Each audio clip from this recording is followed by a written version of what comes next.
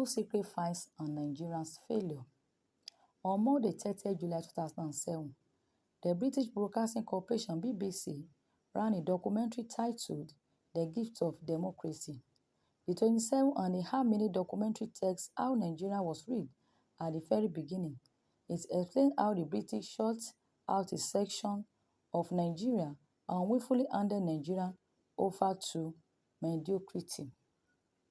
Revelation is an apt explanation for the failure of Nigeria and the events of the last few weeks, which have further confused hopeful Nigerians. Defections, altercations, vacations, elections. Nigeria is a rich country. We don't choose idiots as family heads. We don't hand over our companies to imbeciles, but we choose this stock as minders of Nigeria. We grew up to know the country as one with no needs, and we are told that an ass with no needs will never become a royal steed. We also know that a no-need man cannot have a balanced load on his head. Why is Nigeria perpetually unwell? The Yoruba insist you should not ask questions of the bent load and the head, look at the base, the beginning. The BBC documentary speaks about two mysterious files on Nigeria and the politics of the elections leading to Nigeria's independence in 1960. The two top secret files, it says, have been kept securely closed for 100 years. Anyone who wants the content should try and stay alive till 2060. Not even request for them through Freedom of Information Act have succeeded in getting the files opened.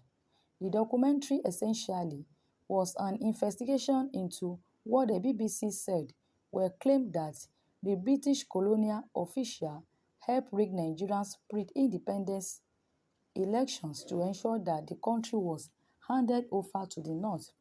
Could it be that Britain taught Nigeria what it knows today about facing the polls? The BBC asked. It's believed the answer to that question is tucked away in the two mysterious files. Unfortunately, the files will remain locked away still for about 40 more years. The International Committee of the Fourth International (ICFI) did a beautiful review of the documentary in August 2007. Its piece titled Britain Rigged Election Before Nigeria Independence, read in part. One file contained materials relating to the Governors-General at the time of independence, Sergeant Robertson, and the other material on Dr. Nnamdi Azikiwe, known as Zik, who was leader of the Nationalist, pro-independent political party, the National Council of Nigerian Citizens (NCNC). Mike Thompson, the investigator of the program, spoke to Harold Smith, who had gone out to work as a British colonial officer in the 1950s after graduating from Oxford University. Smith was based in the then capital, Lagos, working in the Ministry of Labour, then headed by Festus 45 Okotie-Eboh, a flamboyant politician who was treasurer of the NCNC. The NCNC was based in the eastern region of Nigeria. Under colonial rule, the country was divided up into three regions: North, East, and West. One day, Smith was given a secret file containing a minute that ordered him to get involved in regional elections taking place in the late 1950s and the run-up to independence. It was to make vehicle, staff and other resources available to the NCNC colleagues of Okotie-Eboh, who was standing in the elections. Smith was shocked at the request. He explained that the election had to be fixed before the plan was that the northern region would hold power on independence. Thompson asked, could an allegation of British government involvement to rig an election or, at the least, to favour a particular party to substantiated? He interviewed Professor David Anderson, director of the African Studies Center at Oxford University, Asked if manipulation of an election result could have happened, Professor Anderson replied, in almost every single colony, the British attempted to manipulate the result to their advantage. I would be surprised if they had not done so. Nigeria's northern region constituted three-quarters of the land mass of the country and had roughly half the population. Professor Anderson explained that the North, with its Islamic culture, was very conservative and had enjoyed a close relation with its British colonial rulers. The British had ruled through the emirs. The British government was concerned that the result of independence may lead to partition. They regarded the northern region as a bulwark against opposition. Professor Anderson explained that British analysts at the time thought that West Africa as a whole, with its high level of poverty, was highly vulnerable to communism. The politics of the North was dominated by the Northern People's Congress Party (NPC). Britain was aware that the NPC would be unable to rule an independent Nigeria by itself and would need the support of a major party in the East or West. This is why, explains Smith, he had been ordered to help the party of Dr. Azikiwe seek in the East. The NCNC, he explained. They had to fix Sikh, of course. There was stuff they have got him for that could send him to prison. They forced him to do deal with the North. Smith is adamant. The order to help the NCNC came for the top. The Governor General Sir James Robertson. Smith described Robertson as a thug and he had a terrible reputation. We love Africans, but these people who came to do this job were a different breed. These were the XSOE, British Secret Service, artists set up during the Second World War, and M16.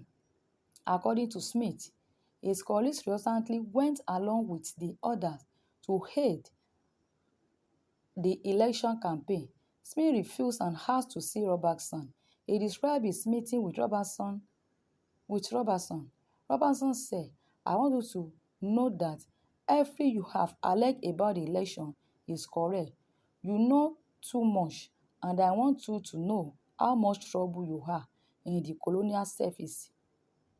It's just like the army. You know that what happens if you disobey order on active service, and that is what is going to happen to you. Smith added that Robertson was so angry they have expected him to produce a pistol and shoot him. Smith showed Mike Thompson the copies of correspondence he has sent to the great and the good over the years in his campaign to highlight his allegations. Thompson remarked that without recording of the conversation Alon Smith claims took place and no copies of the others, it is difficult for him to prove his case. However, Thompson was able to quote from some documents that give a hint of what happened. One document is a letter written by Sir Peter Smithers, who was a private parliamentary secretary at the British Colonial Office throughout most of the decolonization period and had been present at most of the independence negotiations, including that of Nigeria. Writing of the northern political class, he says, the attraction of the Kano rulers was that they had a long and successful experience of government, offered the obvious choice to head the new experiments. It was difficult to see an alternative to the early stages of independence. Smithers died last year at the age of 92. The other document was from the memoirs of Robertson, who died in 1983. He explained that in the elections that took place in 1959 to choose the government that would rule after independence, before the result was known, there were rumors that the NCNC in the East and the Action Group in the West were considering a coalition and would be able to form a majority in the House of Representatives. He explained how he thought this may result in the not leaving the federation. Part of his role was to appoint as prime minister whoever he thought best able to command the majority in the House of Representatives. He invited Abubakar Tafawa Balewa, the northern leader, to form a government even before the result of the election was known. He did so without consulting the Secretary of State in the British government. Thompson also explained how the British carries out a census in Nigeria in the year leading to independence and were accused of overestimating the numbers and did not to give them a higher representation in the parliament. Professor Anderson agrees it was certainly in the interest of Britain to have done that. Both Professor Anderson and Mike Thompson applied under the Freedom of Information Act to gain access to the two files but have been refused. Anderson told the program clearly someone in the British government, when those files were classified, did not want us historians to learn something about what they contain, and that raises my suspicions that those files may contain information about whatever they were brokered between the British government and the NCNC, because it is certainly the case that the NCNC would not have won the election. It did without British support.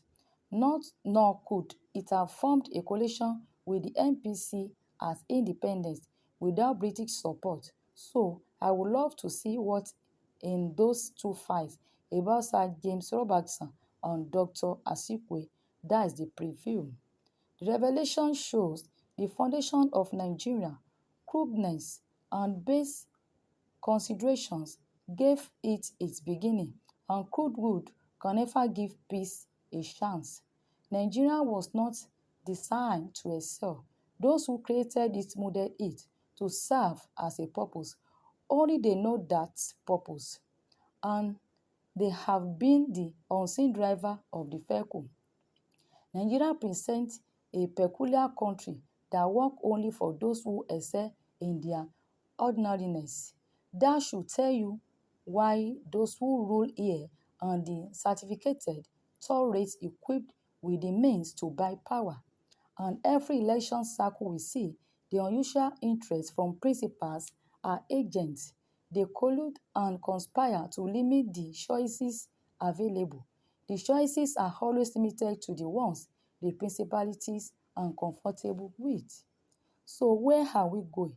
These crooked legs won't correct themselves. They need surgical realignment to get them straightened.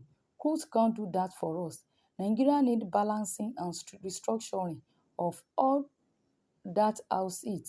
You don't fix knock-nail by using quack, but that is what Nigeria has seen over a decade. It is its heritage. It is bequest and consummation. The best should rule the rest in a cardinal order, even in the animal world. And it isn't that we don't know what is right. We just won't do it for Nigeria. But why? At least we carefully choose our cooks, our drivers, the doctors who treat us, mechanics who fix our cars. We don't accept counterfeit currencies, nor do we knowingly take expired drugs. We do due diligence on that boy, that girl seeking the hand of her child in marriage. But to other Nigeria, we feed it poison. Wisdom is the P Nigeria need from us, but we did not inherit that wisdom from our masters, the British. Power here, at all levels, goes to the weakest, the uttered, the unskilled, and so the country is crippled. Is the hand of daily fake doctors serially hired to manage our case. The way is to get good and to uproot the bad destiny which the British planted in the soil here. The way to go is to get reborn, get sense, learn good behavior, and install merit.